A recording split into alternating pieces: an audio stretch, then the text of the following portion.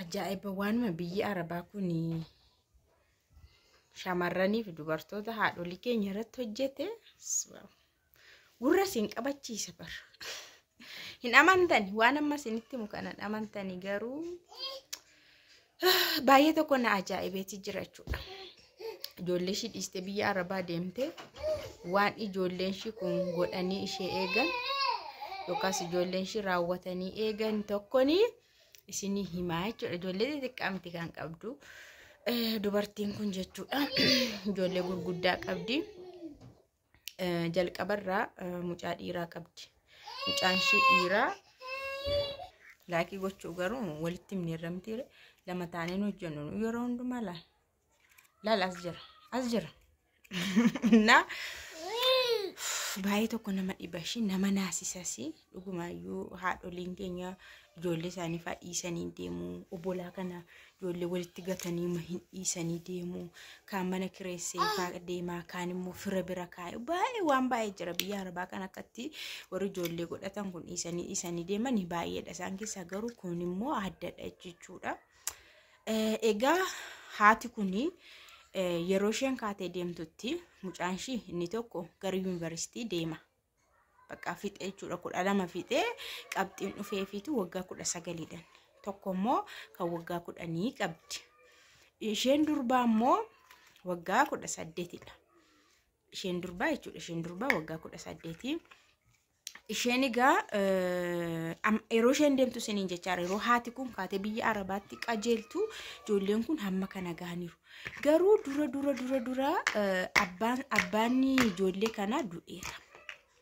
Abbaan ijoollee kanaas yeroo inni du'e ijoolleen kun mucaa dhiiraa qofatu dhalatee jira. Isa 19 isa waggaa 19 seerumaan deesse.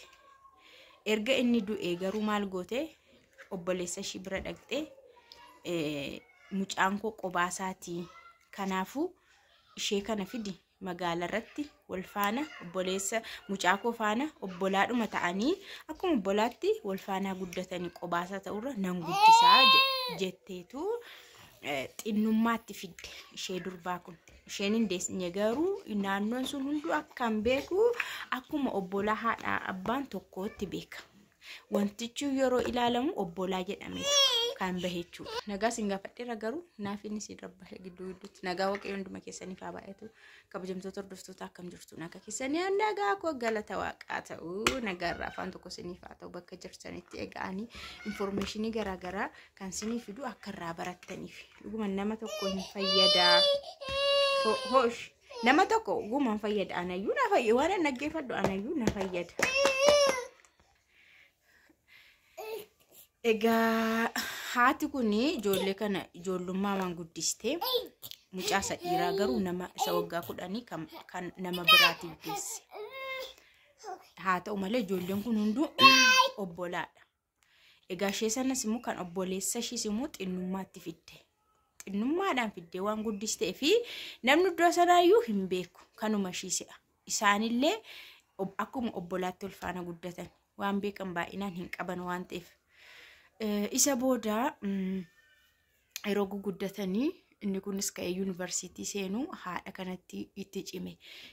Isheen kunis yeroo mana barumsaa seentu mana barumsaa isheenis haayiskuulii seente gara kutaa 9 isheen guddiste ishee durbaa kuni gara haayiskuulii seente inni sun immoo inni giddu galeessamu waggaa 10 inni sin barata ku yuunivarsiitii deema baqa humna ishiitti ol ta'e. Mana garuu mana akaakayyuu isaanii keessa kan isaan jiraatan. Isa booda kaatee biyya Arabaa deemuu murteeffatte.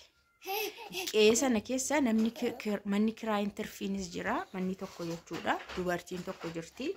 Dubartiin suni akka ijoollee kanallee ilaaltuu fi booda haala kanaan kan ishee walii galtee ishee mana ishee keessa kireeffatte dubartittii sanaan ijoollee koo kana na ilaali yaa isaan gurguddaadha waan hundumaa adda baafataniiru garuu inni guddaan yuunivarsiitii deemaa warruma kana lamaanii na eegi akka haadhaatti jechuudhaani kaatee biyya Arabaa ishee deemte. Inni guddaan deeme yuunivarsiitii deemeera. Haati jara biyya Arabaa deemteetti ijoollee warri kun immoo barumsarra jiru. Isheen sun 9 inni sunis inni 10 inni waggaa 10 hamma baratu. booda maaltu ta'a ganni dhufe ganni yeroo dhufu inni yuunivarsiitii sun deebi'ee dhufe mana yuunivarsiitiin na cufamu dhufe ijoolleen kun lamaan jechuudha waan biraa keessa galan bakka ammas inni galaasitti waan biraa keessa galan yoomii kaasanii akka galan garuu hin beekamu waan biraa keessa galaniiru guyyaa guutuu balbala cufataniitu fiilmii ilaalu waan dhugaatii yoo dhugu mucaanni sun yuunivarsiitii sanatti waan tokko argeera waan adda addaa kana argee dhufeera mucaa kana ofiidhuma isaa barsiisee ishee durbaa kana ofiidhuma isaa waan arge barsiisee mana kee hin baani balbala cufatanii taa'u fiilmii ilaalu waan dhugan isin dhugu waan ta'e barani bakka maallaqni kan haadha isaaniiti arabaa ergamaa fi rakkoon hin jiru mana kiraayii hin kaffalanii maa rakkoon qabanii ijoolleen kun akkanatti bakka ganna sana guutuu waan hin taane keessa galanii ka'ee yuunivarsiitii deeme maskaramiin yeroo ga'u isheen gara kutaa 10tti darbitee seente inni sun xinnaanis inni kun immoo yuunivarsiitii xinnoo yeroo gaa maskaramiidhaa booda fulbaanaan kololleessa akkana deddeemama mitiire yeroo gahu hin deeme yeroo achi gahee booda ji'a muraasa booda mucatti isheen durbaa kun of hin beektu garaan isheen guddate booda isheen waan ta'aa jiru hin beektu dubartittiin qeesaanii keessa jirtu kuni isaaniin ilaaltu kuni mucatti kana ilaalte maalidha ati garaan kee guddate ati ulfaayyuu jette yeetti isheen kun immoo akkamitti ennaan bakka ulfadha sanuu ulfi guddateera hima guddate isa booda dawwaltee obboleessa ishii kanatti himti yaa obboleessa mitiire obboleessa ishiitti himti akkas ta'e yeroo jettu hinne nahee waan godhu wallaalee nan dhufaa jedheeni hin dhufne garuu achi ituma jedhu garaan shi guddataa dhufee booda hin dhufee innis hin dhufee dubartittiin haati isaanii sunis biyya arabaatti hin dhageesse akka mucaan shi kun ulfataa ta'e yaa shuma guddiseemti ijoollummaati fidde kanuma sheedhama kan obboleessa shiyyuu haa ta'u malee hin dhageesse yeroo dhageessu mucaa shi isa hangafaa kana faana haasofte inni maal jedha anu barumsa dhiiseen dhufee bakka takka amansiisuu yaala beektanii hin amansiise takkaatee ofii akka akkas godhe garuu hin himnes hin baramnes qeessa nu eenyuyyuu hin beeku iddoo biraarraa akkas taate sa'a nama biraat akkas ishee godhe sa'a innis akkanatti haadha isaa amansiise erga ta'e maal goonaa anu barumsa nan dhiisee ishee kunuunsuuf jedheeni waan ta'e of gootiyyuu jedhee barumsa dhiisee nan dhufee kunuunsuufanii jedhee haadha isaa kana hin amansiise haati isaa gaa nama biraarraa akkas taatee seetee aarteetti garuu mucaashiin seene mucaashii ta'ummaa yeroo dhufteetu wantini ta'e jechuudha yakka ta'e dhuma isaa sanittaniima xinnoo amansiisee baqqaatuma aartuu haati kuni inuma gargaarti garuu mucattii faana hin haasoftu akka dura haasa'u hin dawwaltu hin dubbistu suma kana faana haasofti isa kana faana piisiidha mucaashiiti ni nagaadha isheen sun waan taane dalagdee manatti deebiteetti akkanatti dubbi booda maal godhutuma akkana jedhanii innis barumsa dhiisee manatti ol deebi'ee wanti ni guute wisdiroo guutee dhufe manatti ol deebi'eetu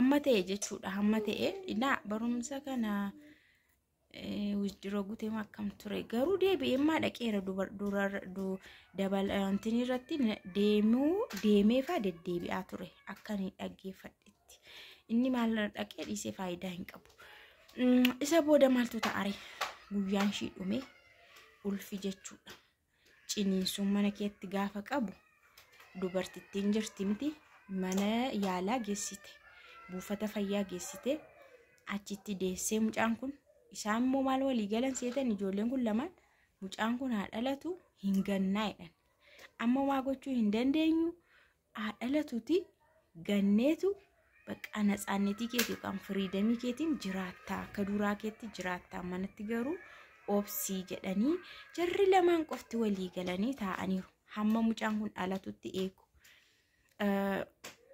dubartittiin kun mana buufata fayyaa geessitee deesse. Machees ulfinuma dhalata. Deessee isaan sila akka yaada isaaniitti yeruma achii galan ciniinsuudhaan deesse. Yeruma achii galan mucaa kana fidanii dhufan ture. Achuma iddoo cirje iddoo wayi laallataniif iddoo wayi sanatti gatanii harka duwwaa isaanii dhufanii galuuf turan. Garuu dubartittiin kun haati bira hin jirtumtu bira hin jiru waan ta'eef amma deessee hamma manatti galtutti iyyuu faanuma turte dubartiin kun jechuudha.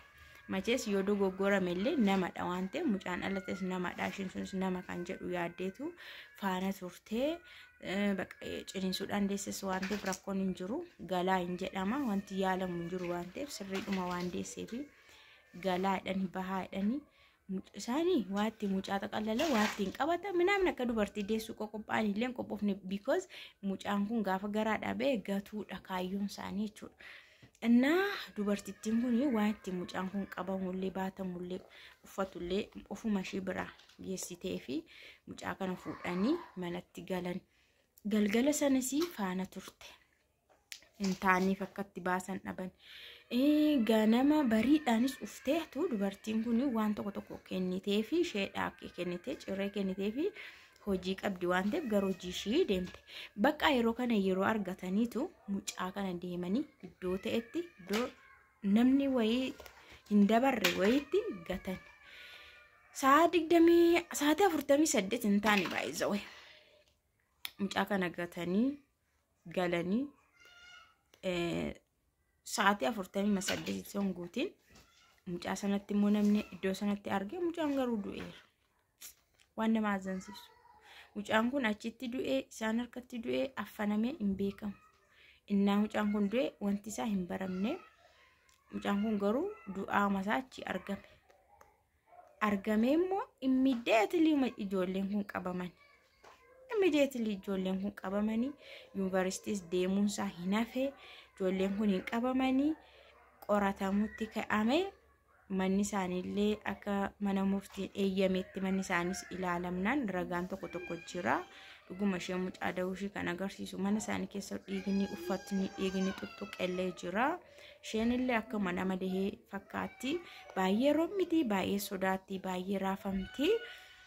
Fuuldura sanatti jechuudha poolisii fuulduratti. Gurbaan illee baay'ee tokko hin nahee yeroo mucichi immoo du'eera. Mucaan keessanis du'eera.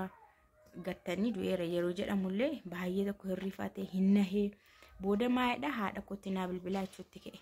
Haadha kootti naa bilbilaa haadha kootti bakka gaaffii gaafatame hin deebisu gurbaani haadha kootti naa bilbilaa haadha kootti naa bilbilaa jedha bakka.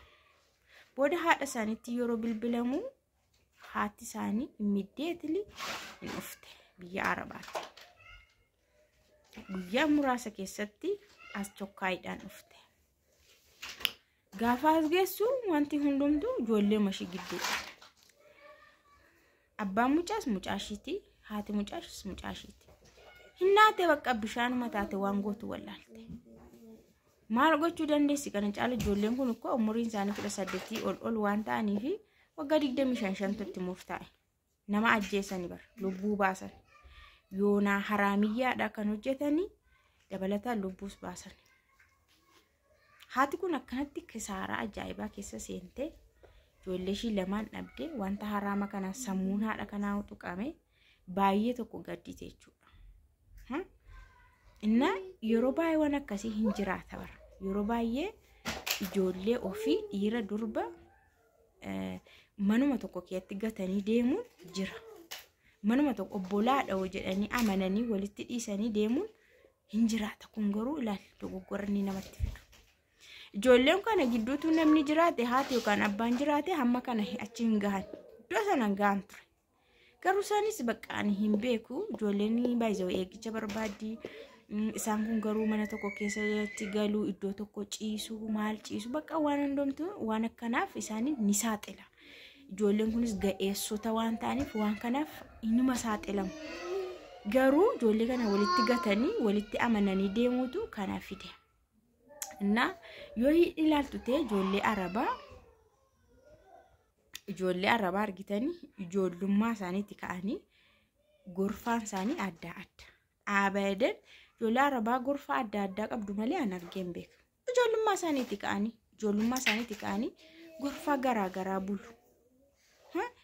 Maaliif hin ta'u? Hin shakkamas hin sodaatamas waan akkasii waan ta'eef isaan sirriitti nurra qaroomaniiru. Tokkoffaan qaroomanii lammaffaan immoo qabeenyas qabu. Waan kana faasiliteet gochuus hin danda'u. Kanaan isaan waan akkanaatiin ijoollee isaanii ituu bira jiraniyyuu addatti kutaa garaa bulu ijoolleen isaanii. Keenya immoo guguddatanii of baraniyyuu faayir eejii darbaniyyuu iddooma tokko kutaama tokko faa keessa bulu. Kun immoo dogoggora garaa namatti fida. Na baay'ee tokko nama gaddisiisas nama naasisas waan akkasii haati kun ijoollee koo kana sirriitti guddiseen bakkaan gaadha jettee siruma isaaniiyyuu dhabdee teesse. Har'a waggaa 25 jechuun eessaafessa.